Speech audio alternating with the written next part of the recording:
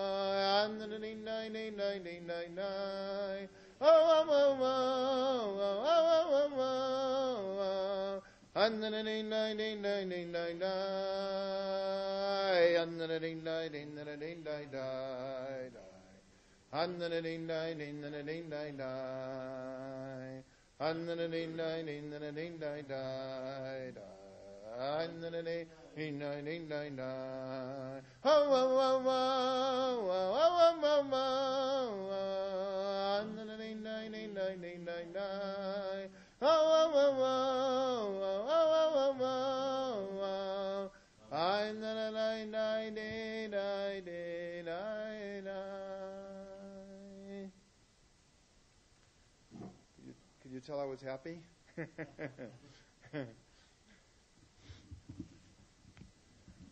Okay, tonight we're learning Parshat Vayishlach. Absolutely one of the deepest parshas in the whole Torah. But we could say that about every parsha, but this parsha is particularly full of meaning and symbolism and eternal eternal strength.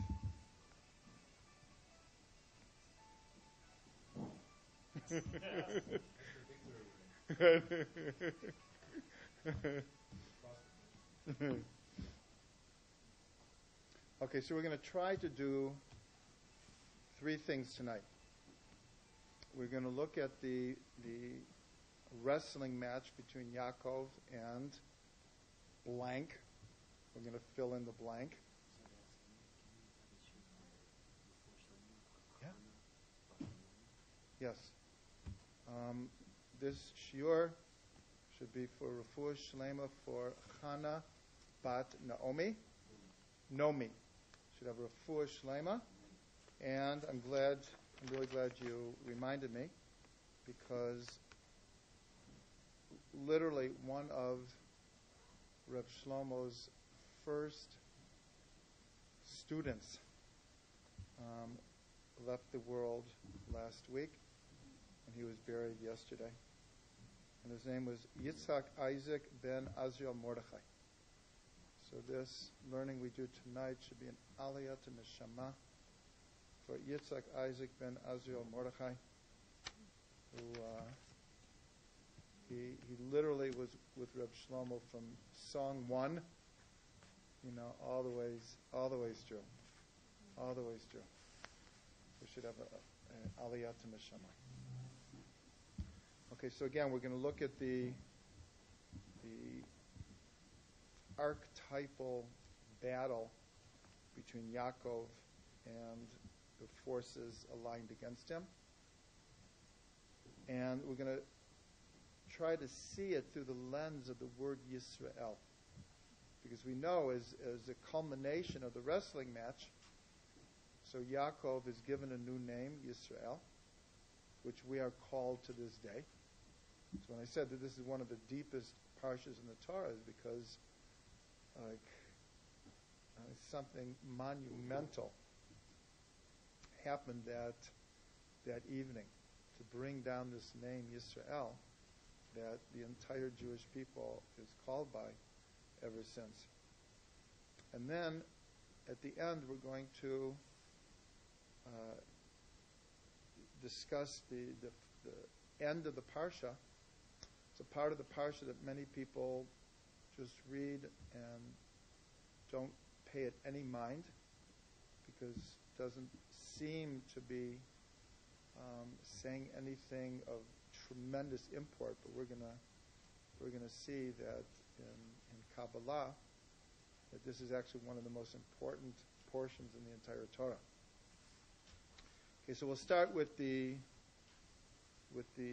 wrestling match. The context that leads up to it is, at the end of last week's parsha, Yaakov Avinu leaves Lavan with his wives, his children, and he's coming back to Israel. In the beginning of the parsha, it says he sends messengers to Esav, because the confrontation that he has been, in a sense, avoiding for 20 years is inevitable now. He's coming back to Eretz Yisrael, and he left running away from Esav, who wanted to kill him. And now the time has come for this archetypal confrontation. And so he's told that Esav is coming towards you with 400 men, and Yaakov is fearful, and he does 3 things.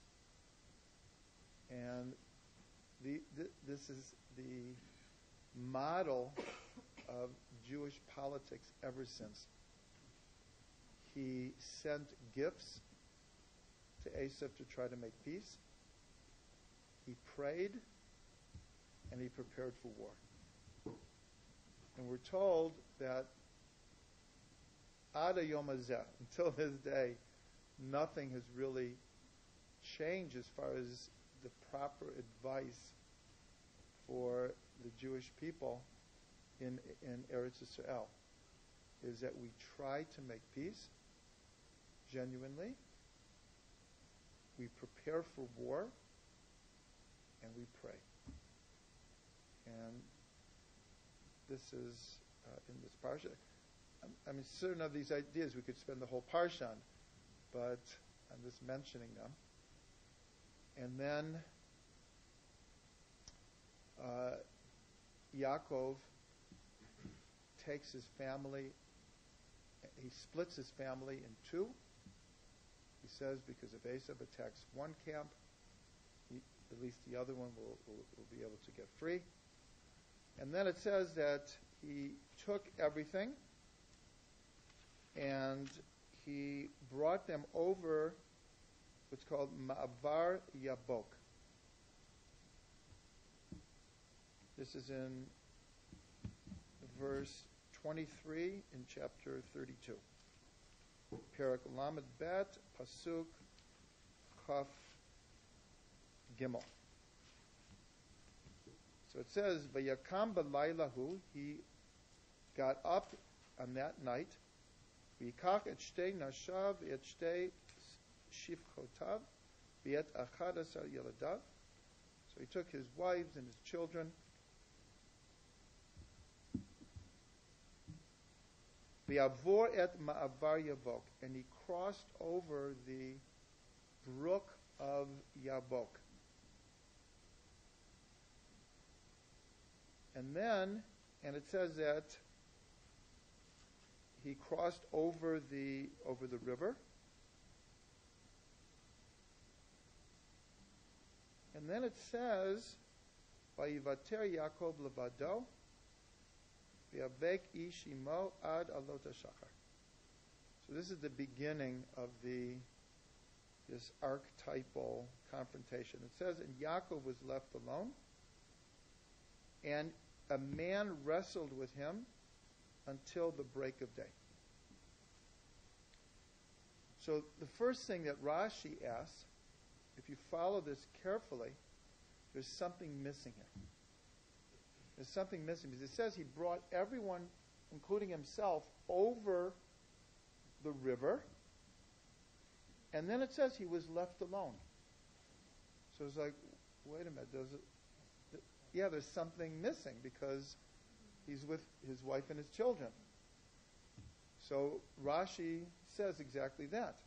Rashi says what's missing here in the text, but we have the oral tradition, is he crossed back over.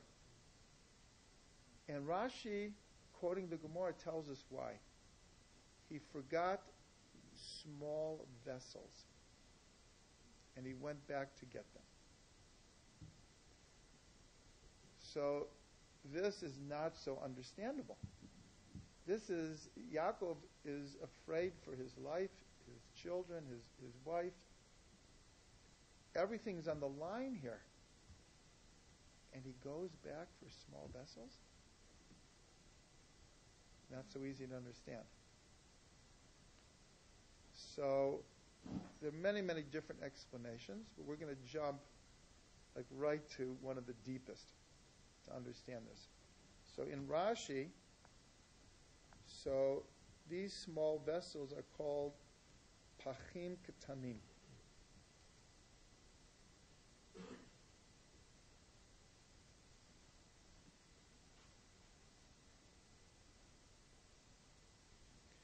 So pachim ketanim in numerical value equals 359. Which equals Satan, or better known in certain circles as Satan. 359 is Satan. So we're going to go back and we're going to understand these vessels because they're going to come up later in our class tonight. But what's the meaning here?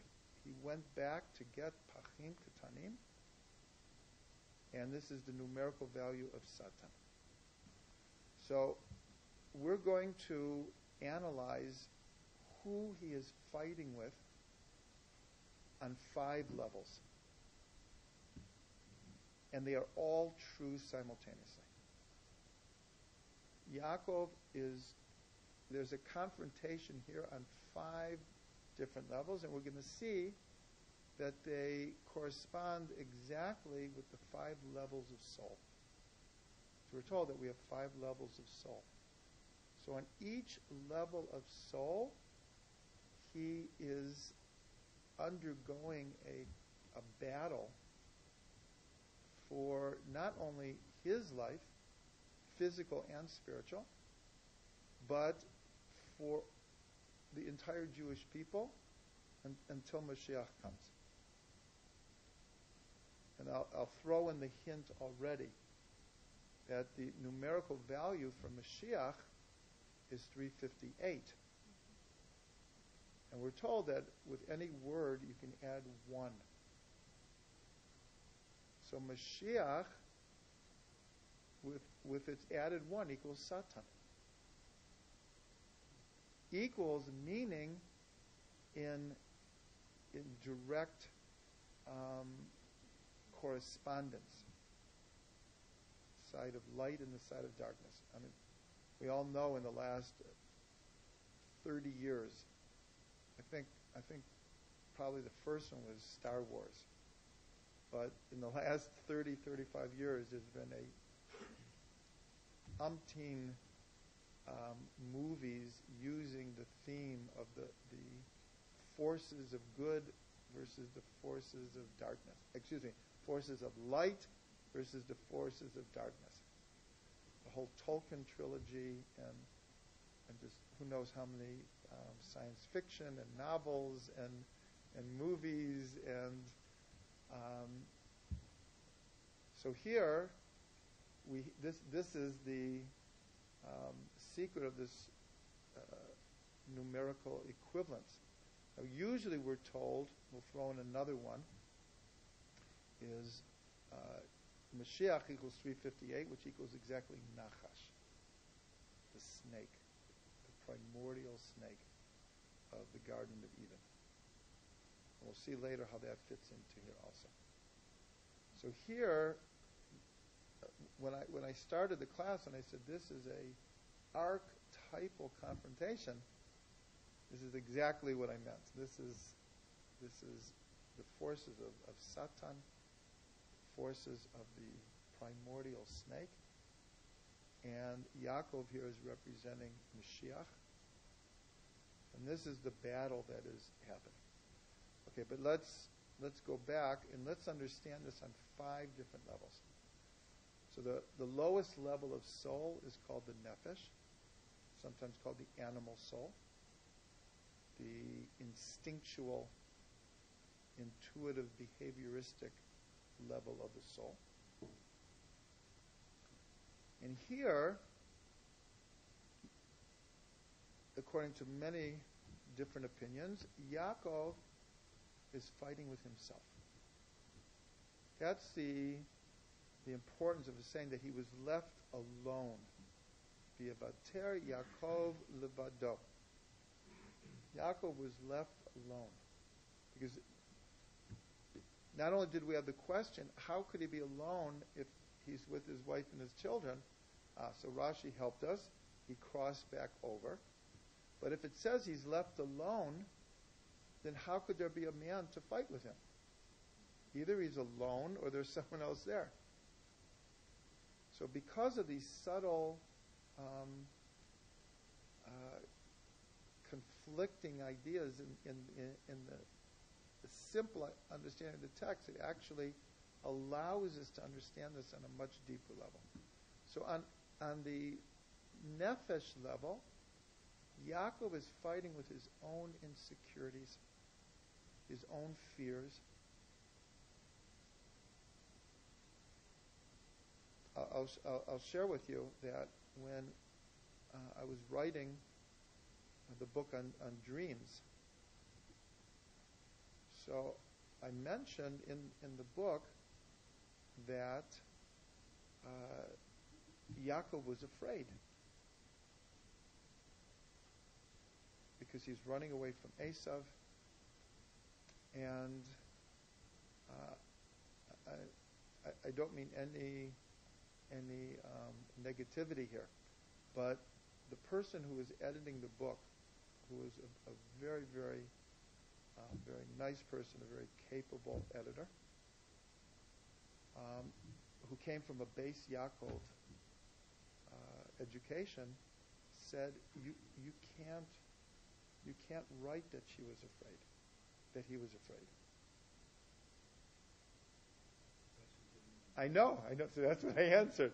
I said, but the text itself said he was afraid. Rashi says that's why he put the rocks around his head, because he was afraid of wild animals. And then she said, "Oh, okay." But the original reaction was, you can't say anything negative about any of the avot or imahot, because you're like on this pedestal. But if you look at the Gemara, no one is spared. Not Avram, not Yitzhak, not Yaakov, not Sarah, not Rivka, not Leah, not Rachel, not Moshe, not Eliyahu. No one is spared, because they're human beings. So Yaakov, it's clear from the text here, it says it over and over. Even when he prays to God, he says, I'm afraid of what my brother's going to do. So here on the level of nefesh, because a human being is also like an animal also is a nefesh, where an animal is programmed for survival and pleasure. And here Yaakov's life is literally on the line. Literally on the line. So he's fighting with his own insecurities. Why? Because he knows tomorrow morning he's going to meet Esav. He knows that Esav is tomorrow morning will appear at the camp. So the way I relate to this, because this has happened to me, and I'm sure it's happened to everyone here, that sometime in our life we've made, let's say, a big decision, whether starting a new job, moving to a new city, starting college, moving to Israel, whatever it is. And obviously a lot of thought went into it and a lot of probably inner turmoil till we make the decision. But then we've made the decision and we made all the plans, and now it's the night before. Right? The next day, you're leaving, whatever you're going to do. And how many times, even though we've been planning for a year, we start to did I make the right decision? Am I really going to do this? Do I really have strength to do this? Is this the right thing? Has it happened to everyone here? Yeah. It's like, no? Okay. Oh, the year before. Okay. Okay. But so you experienced it the year before. Okay. So this is what Yaakov is experiencing. For 20 years, he's known that this confrontation is going to happen with Esav. It was just inevitable. And now it's the night before. So on the level of nefesh, he's fighting with his insecurities, his fears.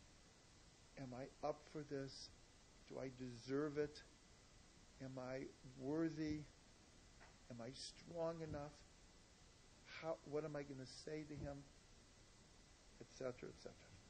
So that's on the level of nefesh. Yeah, we could delve into it in greater depth, but on the level of ruach, that's the next level of soul.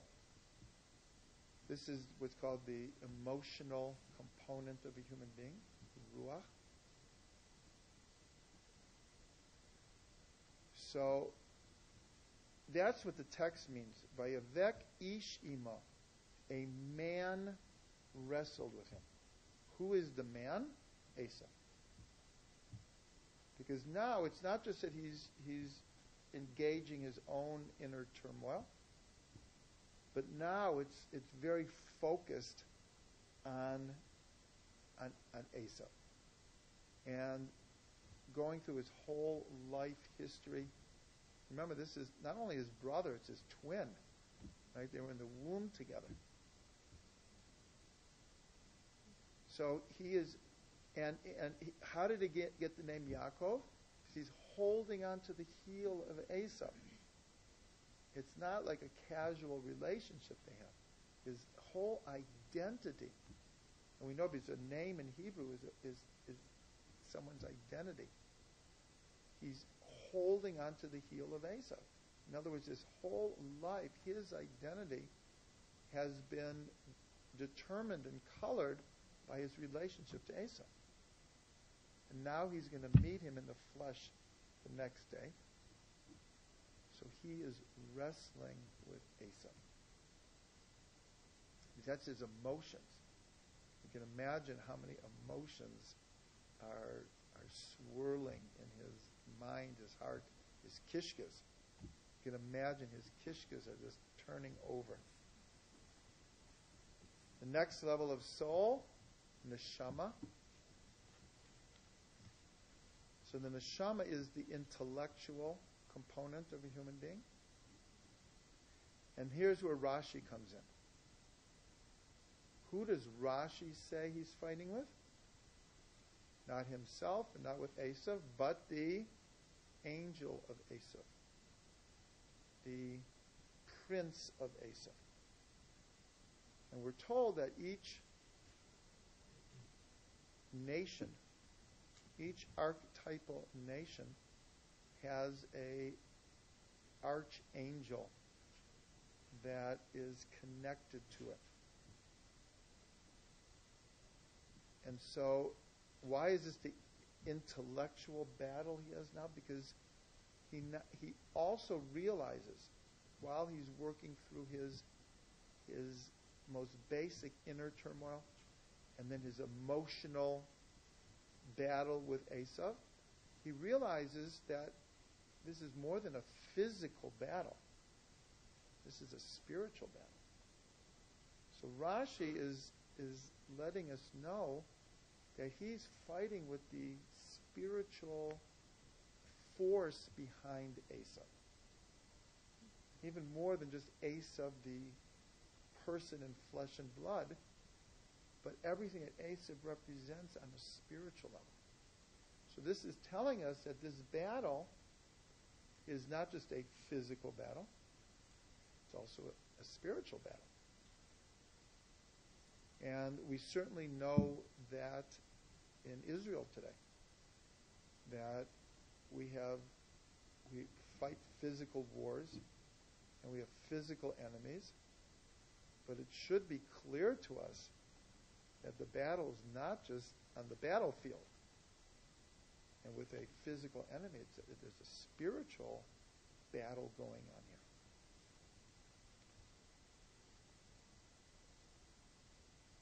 here. And who, according to the Midrash, is the angel of Esau? Satan. Satan.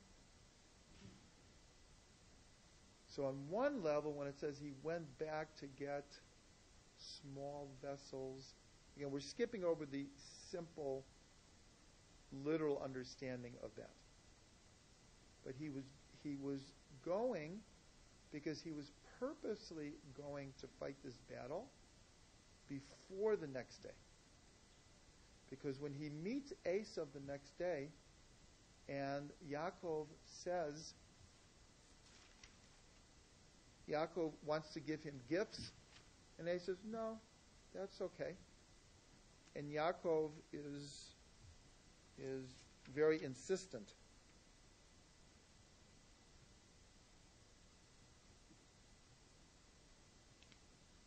Okay, so this is very, very important. Lamed Gimel, Yud, 33:10. So look what he says to him. So Esau says in the previous verse, he says, no, I have a lot. You keep what's yours. V'yomer Yaakov, al na imna matzatichem beinecha v'lakachta minchati miyadi. Says, please, if I have found grace in your eyes, take these gifts from me.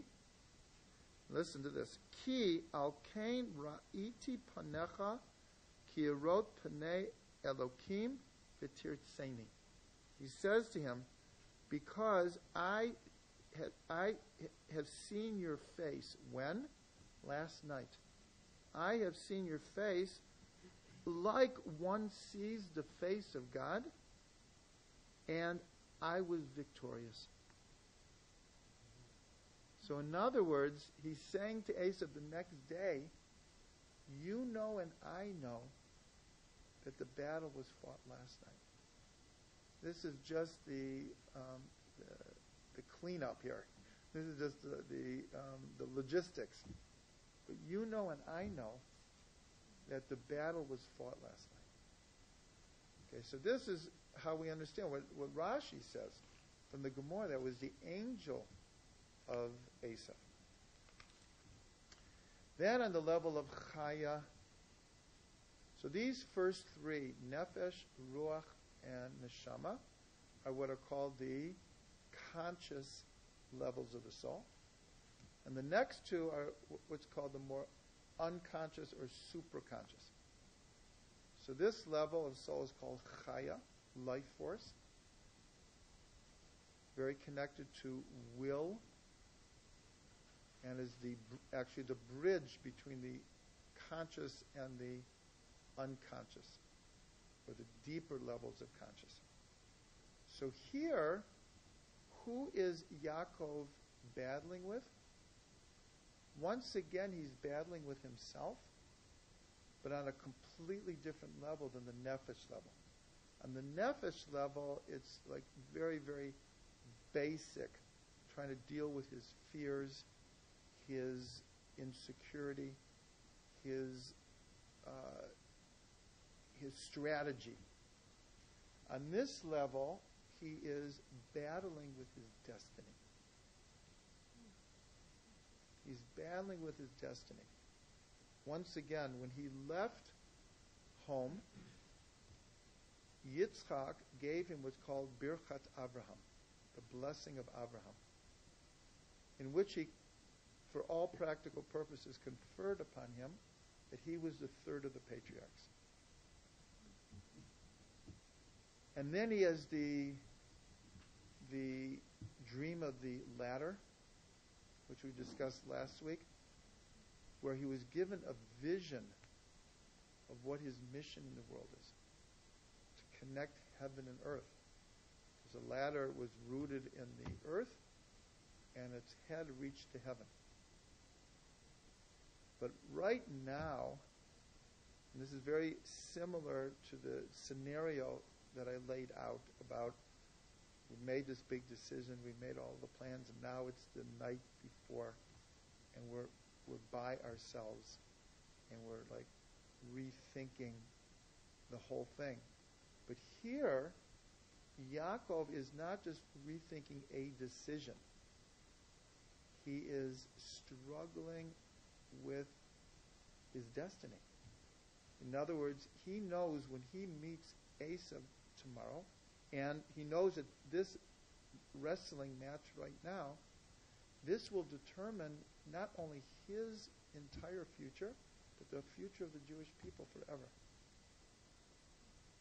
And so he is battling to conjure up the strength, the inspiration, the commitment to be successful. It's like, this is it.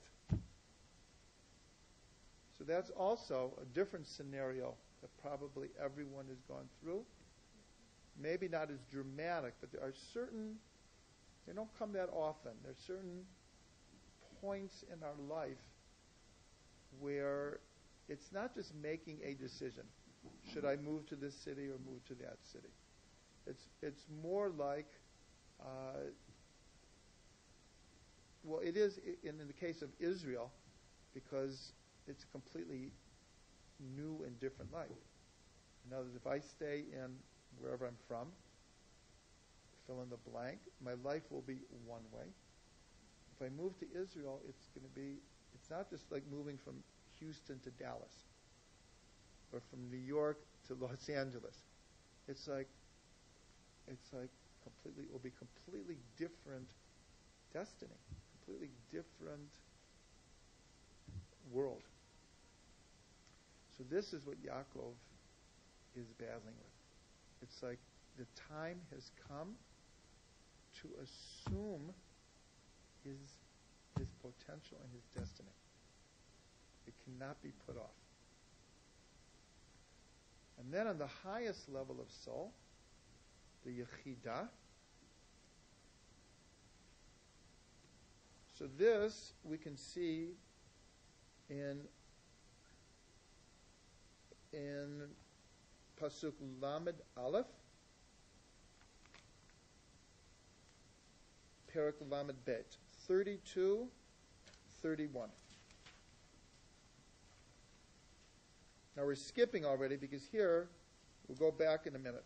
He already received the name Yisrael. But look what he says here. It says, Vayikra Yaakov Shema Makom Peniel. Now after it's all over, the man, angel, has left. He has a new name. And it says, and Yaakov called the place Peniel. Why? And he explains, Ki ra'iti Elokim panim el panim v'tinatzel nafshi. Because I saw God face to face, and my soul was saved. So this tells us what the fifth and highest level of confrontation is that Yaakov is fighting with God. He's fighting with God. And how do we know that? Here it just says, I saw God face to face, and my soul was spared. But when he's given the name Yisrael, so go back just 2 verses to Chavtet 29. So the angel, or the force, says, Vayomer lo Yaakov yemar od shimcha. He said, your name will no longer be called Yaakov. Ki'im Yisrael. Rather, it will be Yisrael. Now this is absolutely one of the most important verses in the whole Torah because it explains what Yisrael means. Ki sarita in Elokim ve'im anashim betucha. Because you contended or fought or confronted God and with man, and you prevailed. So when he calls the place Peniel, when he says, I saw God face to face, here it says he contended with God. It says it directly. So on this highest level of soul, it was Yaakov confronting in a positive way, not in a negative way. He was confronting God and most likely asking, what do you want from me? Like, you must reveal it to me right now. You must reveal to me what you want from me and what, remember, my destiny is and what I'm supposed to accomplish in this world. So this is on the highest level of soul, because the Yechidah is the divine spark within the soul. So Yaakov is like getting what's called to the etzem, to the essence of it is like, God, like, you must not just help me. He already asked for help. But it's more like, I've been fighting my whole life. You must reveal to me why. What is this all about? What is happening here? And because he was in the tradition of Avraham, who confronts God about Sodom. So he's very much in the tradition of Avraham, Yitzhak, Yaakov. It's obvious that he's doing with tremendous respect. But we'll call him now the angel, names him Yisrael because he had sometimes what's called the holy chutzpah, to speak to God in such an honest way and not to hold back, which is obviously what God wants. That's the whole thing of what's called hit bodedut of Rabbi Nachman, is that we have to learn to talk to God and just say everything that we have to say and not to hold back. So this was just an analysis to understand what this battle is all about. But now, let's go back to this name Yisrael. And let's just see what we can see here. So on the simple level, we're told that Yisrael is a noun. But here it's explained that it's coming from a verb. Sarita. In other words, in Yisrael, the sin and the resh are from sarita, which means to contend. But it also means prince. A sar in modern Hebrew, a minister in the government is called a sar. And we all come from Sarah. Sarah, and the most literal meaning, means a princess. She's a princess. So this, and we'll call it pshat, and the simple literal meaning is Yisrael comes from this idea of fighting, of contending. Now, Rabbi Adin Steinsaltz has a book called Strife of the Spirit, among his who knows how many books. And this is a compilation of essays. They're anywhere from 5 to 10 pages. A whole book of just short essays. And the first one is called The Strife of the Spirit. And he deals with this definition of Israel in a very, very, very deep way. And he begins, I haven't read it in a long time, but he begins by saying that the magic word today is peace, which is a great word. But the whole idea of the ultimate goal is peace. And he says it's true. We end the Shemona Esrei with the word shalom. We end the Birchat Kohanim, the priestly blessing, with shalom. We greet the angels in Shabbat with shalom aleichem. And we greet each other with Shabbat shalom. So he says shalom is very, very, very important. But he says, but today people use it as like a catch-all. And he said, that's not Israel's destiny. And he explains the meaning of the word Yisrael. And he says, it's true, Shabbat, we can have peace. And at different times in our life, we can have peace. But we shouldn't fool ourselves to think that in this world we're going to come to perfect peace. He says that's not what's happening. That's not the nature of this world, and we shouldn't fool ourselves into thinking that. I'll share something with you. When before I did tshuva, so in the 60s, like every good member of that generation, I was searching for something meaningful, something spiritual. And so I checked out virtually everything. And for a short time, I was very, very much into Eastern philosophy, and there's tremendous wisdom there. But there was, at least I thought, that the idea was to be in this state of perfect peace and tranquility all of the time. Like that was the goal. That's what Rosh Steinsaltz was trying to say.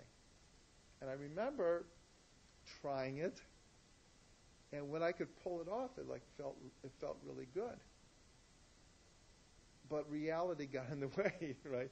It's just that's not the nature of this world, to be in perfect peace and harmony. In a couple of weeks, when we get to Parshat Vayeshev, so this is Rashi's classic comment when it says Vayeshev Yaakov, the Eretz Megurei Aviv. That Yaakov wanted to sit. Well, actually, the text says he dwelt, or he sat in the land of his father. So Rashi says he wanted to sit in tranquility. He had been through Esav, he had been through Lavan, he had been through Shechem. It was like, I just want to sit in peace. And hopefully we'll get there in a few weeks and analyze this. But Rashi says that God says it's not enough that you'll have peace in the world to come. You want peace in this world also? And immediately the incident of Yosef pounced on him. It's a very unsettling Rashi. But that's this world. Baruch Hashem for Shabbos, Baruch Hashem for moments, Baruch Hashem for days. But to think that we can be in perfect peace and harmony in this world. So Rav Steinsaltz is explaining all of this. And he says, yes, we should strive for peace. Remember, the name of this article is The Strife of the Spirit. He said the destiny of Israel is to struggle. Not in a negative way, but the essence of this world is struggle. And he said that is what Yisrael is. So that's all just explaining this idea of sarita. Now, the following is like an awesome gematria. An awesome gematria.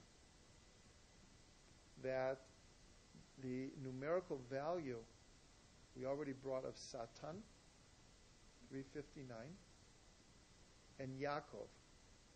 Yaakov and Satan, Yaakov is 182. 182 and 359 is 541, equals Yisrael.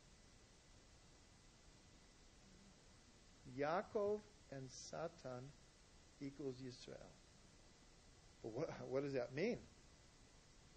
So Rav Ginsburg explains that the confrontation between Yaakov and Satan produces Yisrael.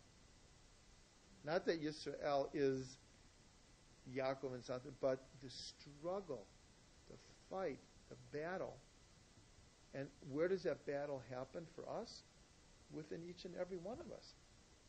That's what's called the Yetzer HaTov and the Yetzer Hara. On a 24/7. 24/7. There is a battle going on. But if we fight the battle correctly, we come out of it being called Yisrael.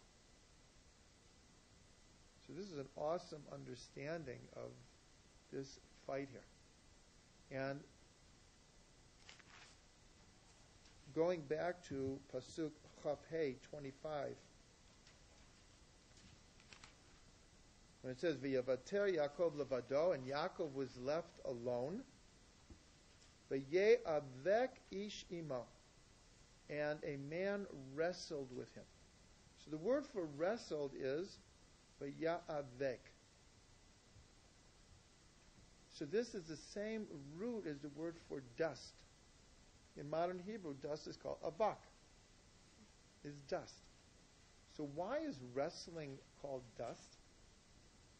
So you have to imagine this. You have two people wrestling on the dust of the earth, and their movement produces dust.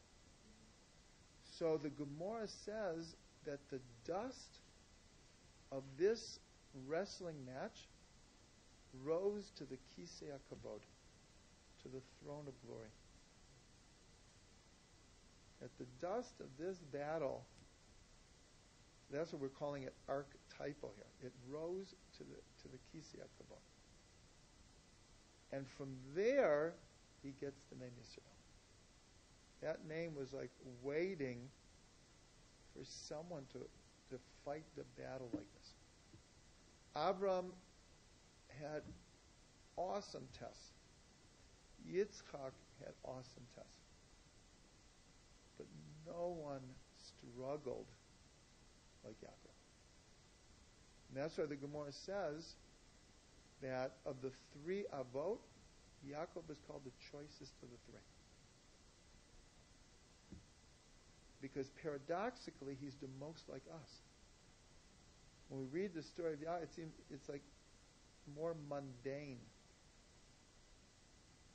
And yet he's called the choicest because his struggles were with the things that we struggle with every day. So let's see what else we could see with the word Yisrael.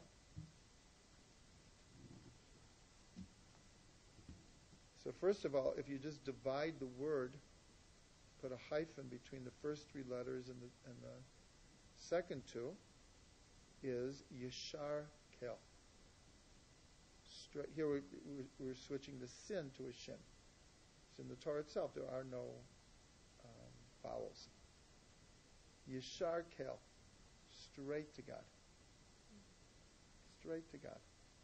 Now if you take Yeshar and you switch the letters, you get Shir. Shir, the song of God. Song of God. So here you can put these two together. Yeah, that's the song.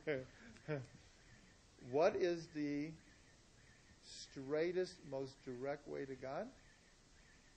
Song. Straight to God. Song.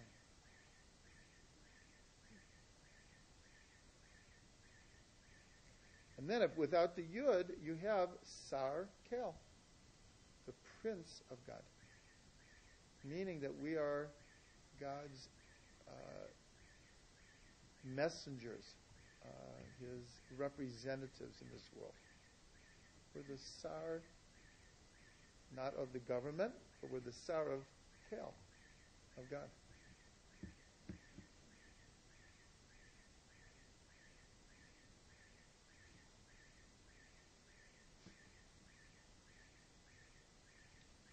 Interesting alarm.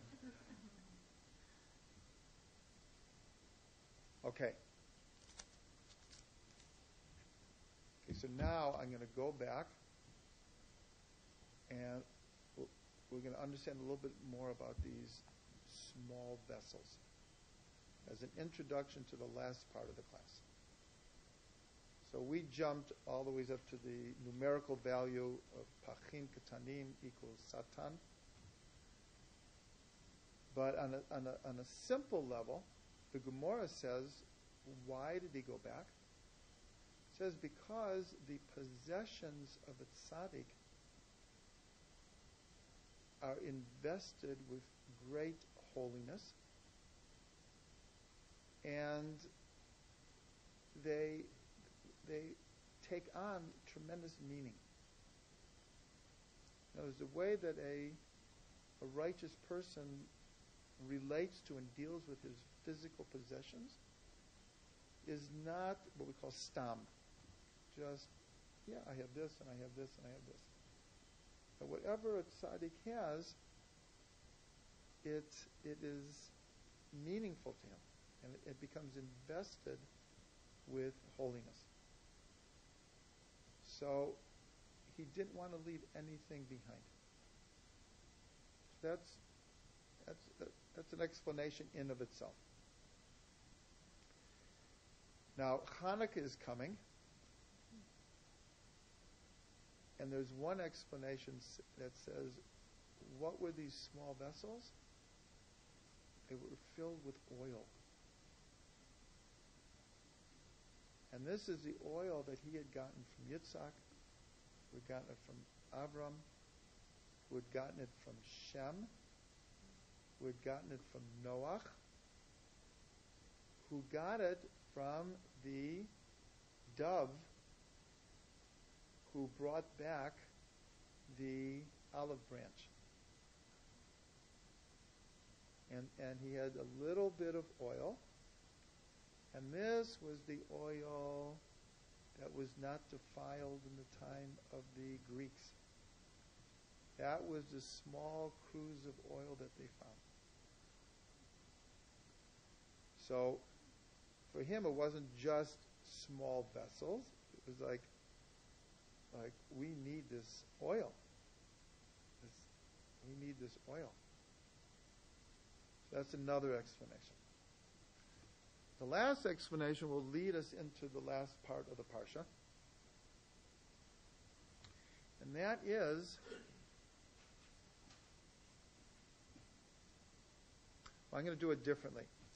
We're going to go into the last part of the Parsha, and then it will become clear another meaning of these small vessels. So go to the very end of the Parsha.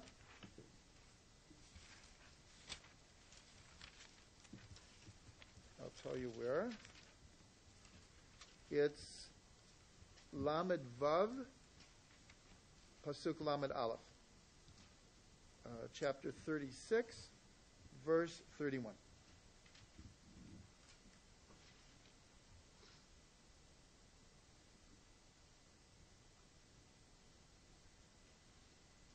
Okay, so right before this, there is a long, actually very long, description of the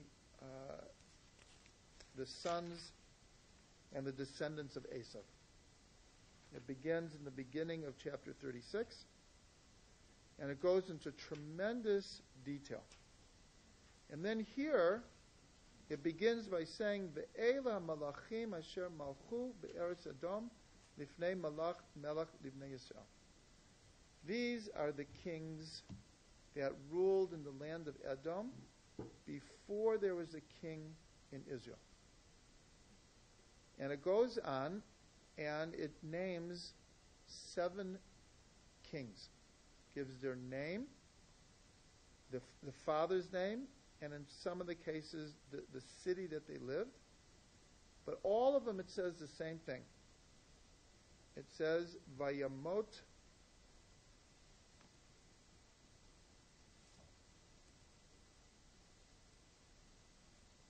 and he died. Gives the name, he ruled, and he died. The next one, he ruled, and he died. He ruled, and he died. 7 times. And then the 8th one, which is, remember, it starts by saying, these are the kings. It doesn't say how many there are, that there are 8. 7 die. And then it says,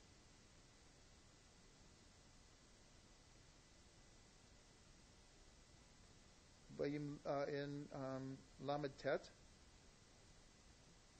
and the 7th king died, V'yimloch tachtav, and Hadar ruled under him, and the name of his city was Pa'u, and the name of his wife was Mehetavel, Bat Meitrad, Bat Mezahav. His wife's name was Mehetavel, the daughter of Meitrad, the daughter of Mezahav. And then it ends by listing 11 princes of Esau. So when we're reading all of this, and like I said, this is like the last part. For most people, it's like, I don't understand it. I mean, it's all these names, and they ruled, and I haven't heard of any of them, and there's no explanation of any of them. And then the parsha ends. So you're like, okay. But the Zohar takes this last part and says the deepest secrets of the Torah are hidden in these kings that ruled in Edom. And then the Arizal, so he explains what is going on here. What is going on here? So the following scenario you've probably heard before is that when God began to create the world, and we discussed this last week in great detail, there had to be a contraction called Tzimtzum in order for there to be a place for the finite world, a place that could feel itself, as it were, outside of God. So there would be what's called the feeling of independent existence. And God began by a line of light, and from that line of light, which we related to the Big Bang, comes all of the worlds. And we're told that that original light was incredibly powerful and pure and awesome. And the initial vessels of creation could not contain the light, and they shattered. This is what's called the Olam HaTohu, the world of chaos. And it's called chaos not because of the light. The light was awesomely elevated. But because there was a breaking of the vessels, so it's called confusion, chaos. And the Arizal explains that this world is called the world of rectification. And the purpose of this world, not just the purpose, but the reality, everything that colors the essence and reality of this world, is because this world is made up of the broken vessels of the previous world. Now, I just simplified an incredibly complex process. But this is what the Arizal explained.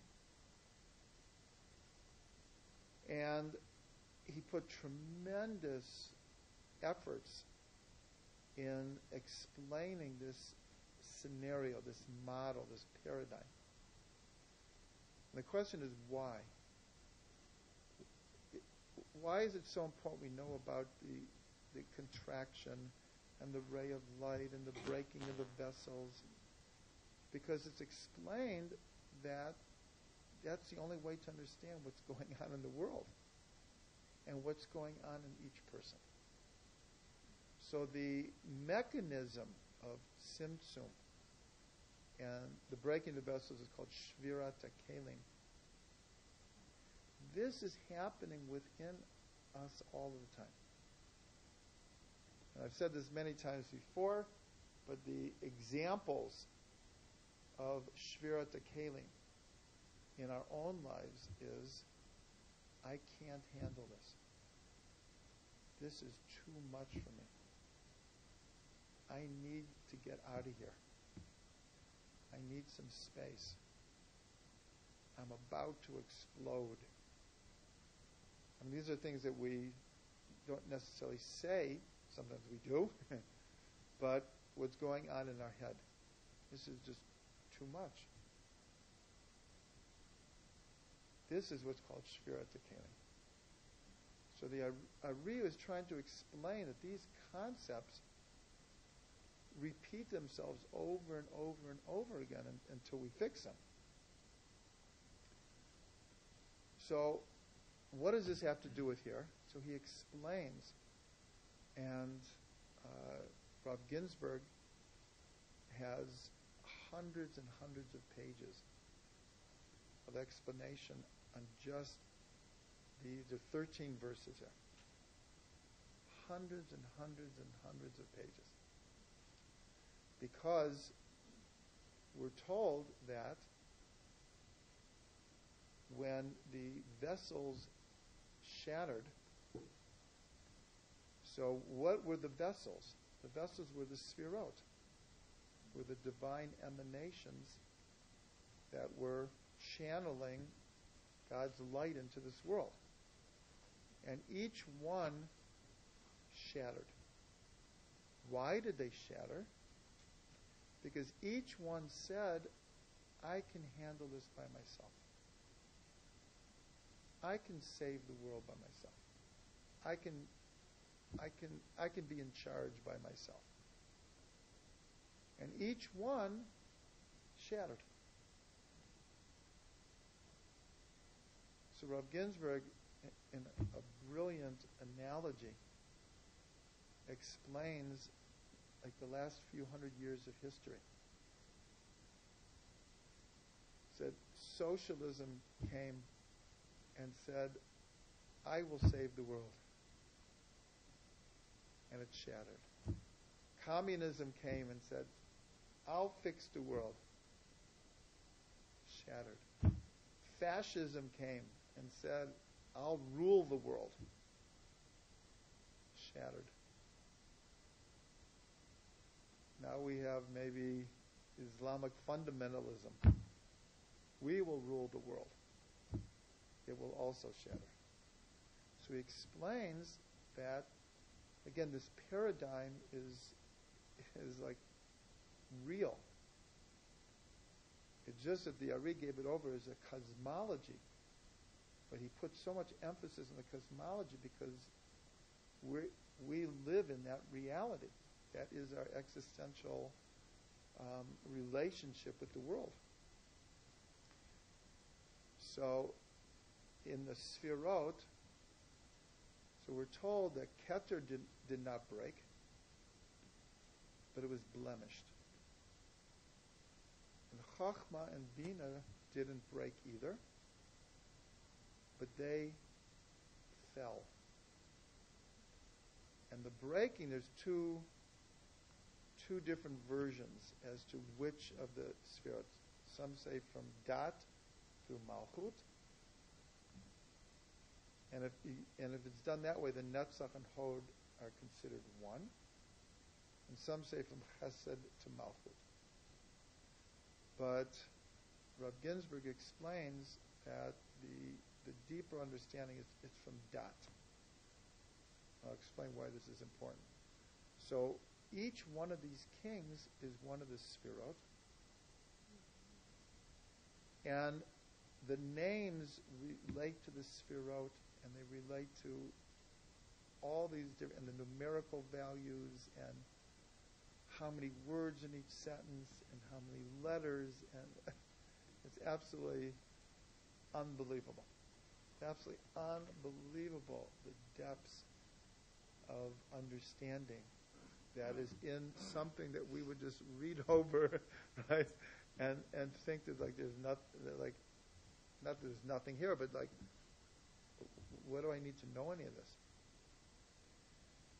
So the reason that it's so important, this idea that the breaking begins from Dat, because what happened in the Garden of Eden?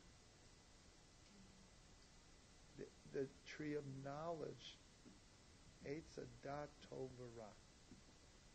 And so the whole story of Gan Eden is just a repeat of what's called the breaking of the vessels. Why? The light of Gan Eden, of paradise, was too much for us. We couldn't handle it. You know how some people, like, the last 10 minutes of Shabbos are like, looking at they're like, it's just like, Shabbos was great, but like enough is enough. Like, right? Like, right? It's just the light of God. It was paradise. It was utopia. We weren't on the level. We weren't on the level, and our kalim shattered. So there's a hint here. There's a hint here that there's, in this last section, there are 8 kings who ruled before there was a king in Israel. And then there's 11 like generals. So 8 and 11 is 19, is Chava. Now there's Eve. There's 19 people mentioned here as part of this breaking of the vessels. And it was Eve who first ate from the tree. Now, should we hit all night? But we don't.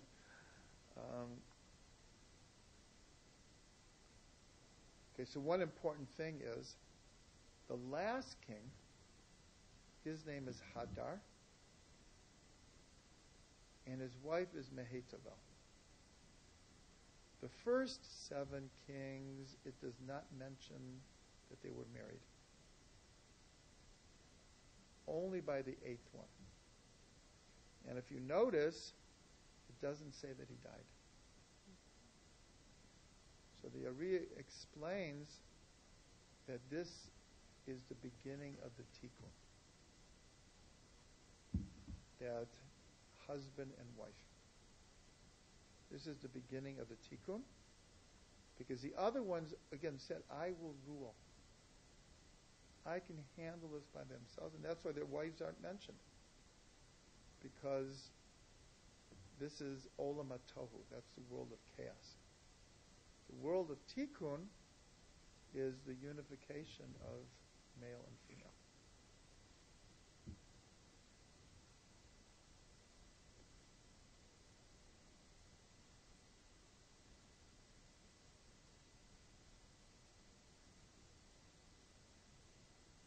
Okay, so for now, I think we'll wrap it up here. We'll end with a bracha.